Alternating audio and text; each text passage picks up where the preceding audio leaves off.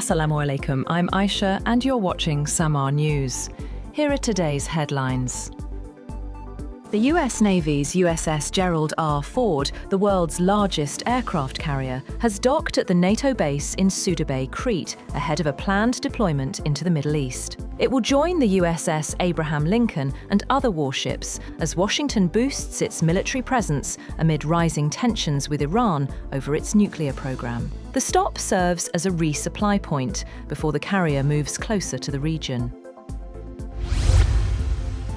Iran is close to a deal with China to purchase anti-ship cruise missiles, just as the United States deploys a vast naval force near the Iranian coast, ahead of possible strikes on the Islamic Republic. According to 6 people with knowledge of the negotiations, the deal for the Chinese-made CM-302 missiles is near completion, though no delivery date has been agreed. The supersonic missiles have a range of about 290 kilometers and are designed to evade shipborne defenses by flying low and fast. 2 weapons experts said their deployment would significantly enhance Iran's strike capabilities and pose a threat to US naval forces in the region.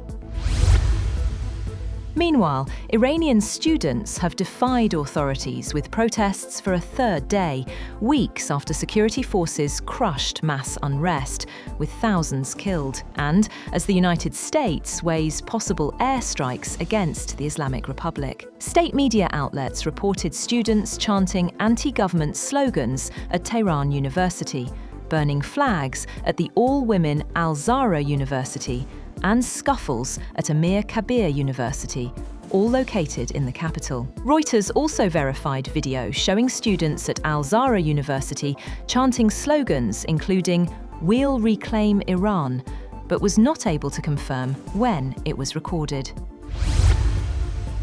An Iranian army helicopter has crashed into a fruit market in the central province of Isfahan, killing the pilot, co-pilot, and 2 merchants. State media reported that the helicopter came down in the city of Dorche, causing a fire that was put out by emergency services. Experts say Iran has a poor air safety record, with repeated crashes, many involving aircraft bought before the 1979 Islamic Revolution, and lacking original spare parts for maintenance. Russian President Vladimir Putin has accused Ukraine of trying to derail peace efforts and threatening Russian energy pipelines. In televised remarks on the 4th anniversary of the war, Putin said Moscow's enemies were turning to what he called mass terror, including strikes on cities and sabotage. He called for tighter protection of strategic infrastructure, as Kyiv has targeted Russian oil facilities during the war. Putin also made it clear that any strike involving a nuclear element would carry serious consequences, pointing to Russia's updated nuclear doctrine as a deterrent. On the other hand, Ukrainian President Volodymyr Zelensky has vowed to fight on and called for a stronger European role in peace negotiations. Speaking at a Coalition of the Willing meeting in Kyiv, Zelensky said Europe must be directly involved in talks, with a new trilateral format expected within 10 days. He thanked allies for a fresh air defence package, saying half has already arrived. He also urged tougher EU sanctions on Russia's shadow oil fleet, as Hungary continues to block €90 billion in approved support.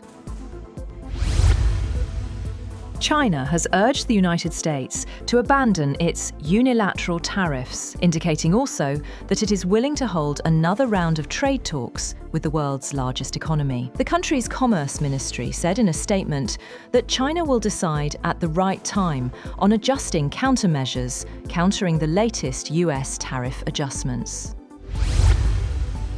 The foreign ministers of Brazil, France, Spain, Turkey, and various other states have condemned Israeli decisions that they said introduce sweeping extensions to unlawful Israeli control over the West Bank. A joint statement issued by the Turkish Foreign Ministry said changes are wide-ranging, reclassifying Palestinian land as so-called Israeli state land, accelerating illegal settlement activity, and further entrenching Israeli administration. Other countries to sign the statement included Saudi Arabia, Egypt, and Qatar, as well as the heads of the Arab League and Organization of Islamic Cooperation. All 7 people on board a Beechcraft air ambulance that crashed in the Indian state of Jharkhand have been killed, including 2 crew members, the patient, and his relatives. The Directorate General of Civil Aviation said the Beechcraft C-90 plane, operated by Redbird Airways, took off from state capital Ranchi but requested a change to its flight path due to weather. It added that the aircraft subsequently lost communication and radar contact.